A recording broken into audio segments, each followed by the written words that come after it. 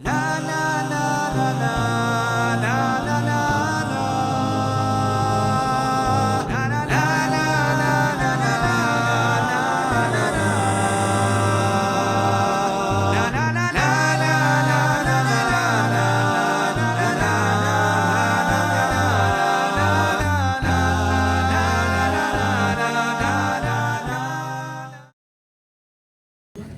we have a great night. We have a great night ahead. Mishpah tonight sponsored by Mount Rushmore of Lema Torah alumni Josh Dembowitz, 0809, in memory of his brother Shmuel Fivel, ben Yaakov Sala, Alef and the Shana Shev and Aliyah. In his memory, we have speaking for Shana Yosef Ellituv.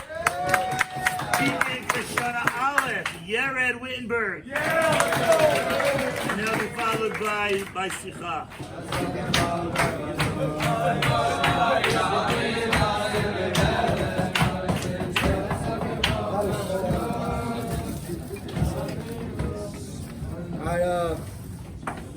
Hello everyone. First I want to give a shout out to the apartment 24 and 23 and 23. Yeah. We run the school, just want everyone to know that. That floor runs the school. Yeshiva. Yeah, that too. From the time Wurzel runs the school. And then also a big shout out to Simon and Atlanta, shout out Atlanta. Big shout out to Noach Nuremberg for always talking Malach with me in Parsha. Big inspiration in my life in general. So this week's Parsha is Mishpatim, and so far in the Torah it's been mostly like really exciting stories, like creation and the Akedah and Yosef being sold into slavery and getting the Torah and a lot of other great stuff. But now it's Mishpatim, and it's kind of like where we need to get into the nitty gritty, the annoying details in the halachas, the Torah. Annoying. I love them. They seem annoying.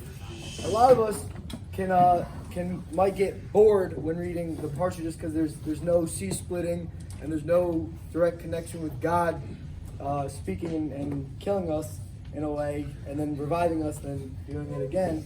So we might get a little bored.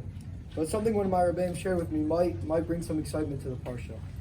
So we're talking about the purpose of yeshiva. What are we doing here for the year other than hanging out in Israel, which is a great reason to be here, but there has to be more to it.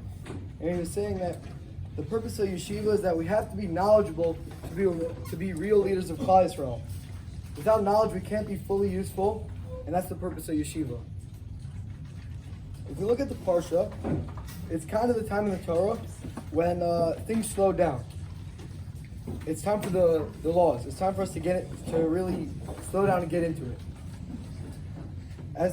Same thing with this year with yeshiva. So far our lives have been filled with amazing stories of high school, of basketball, of football, whatever it's been. It's been fantastic stories that's given us a lot of experience and life skills. And as fantastic as all that is, it's time for us to slow down and really get into the details of our lives. It's time for us to become knowledgeable people and to become true leaders of Klal Yisrael. So this year, it's time for us to focus on really what's important of our lives. And we have a few months left, which is Baruch Hashem for that. But we should really look at ourselves and say, with this week's Parsha Mishpatim, with the future Parshas, what can I do in my life to really slow down, take a breather, see where I need to improve, see which halachas I'm not following properly, and how can I improve myself and become a true leader of Klal Yisrael. All right, thank you so much.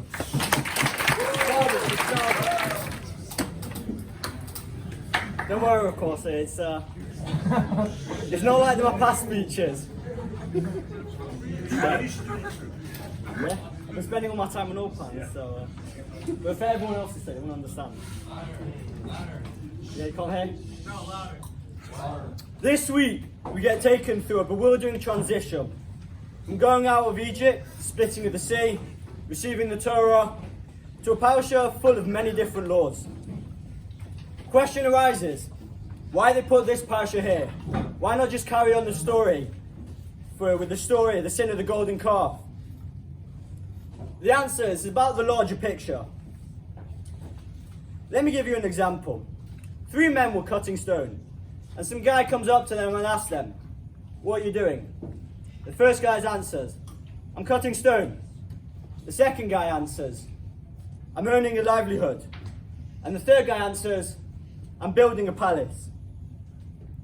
The people with a larger vision work harder and more passionate. Rabbi Sachs says that this is the principle of Torah and is meant to implement this into society, this idea. The Jews had just undergone a transformative experience of being freed from slavery. The Jews had been enslaved and freed in order for them to cherish the idea of freedom.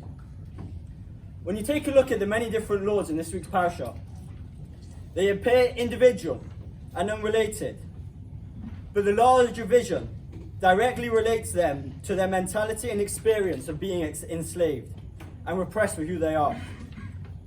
You shall not taunt or oppress a stranger, for you are a stranger in the land of Egypt. You shall not oppress a stranger. You know the feelings of being a stranger, for you are strangers in the land of Egypt. These are rules correlating to the being oppressed as a minority. Other rules related to them being enslaved, giving your own slave their freedom and respect, not defining his life as being a slave, since he goes free in the 7th year. This transforms the view of slavery from being who you are to what you're doing at the time. The oppressed mentality of a slave doesn't change overnight. The country of so-called freedom, being America, had a whole civil war over whether slaves should be freed or not. Other rules as well in this week's Parsha regarding widows and orphans relate to another aspect of the Jews' enslavement, when they cried out for help to God and he answered them. The word Torah is untranslatable, since it has several meanings. Torah can mean laws, but also mean teachings, instruction, guidance, or more generally, direction. The whole Torah is a direction for an ideal society. The wider vision of showing the Jews, after they've been enslaved for 210 years, that they're able to create an ideal society with integrity that opposes all that they experienced in Egypt. So God showed them and us how to learn from our and other people's past experiences and to improve ourselves and create ideality without having to experience the same pain again. Shabbat shalom.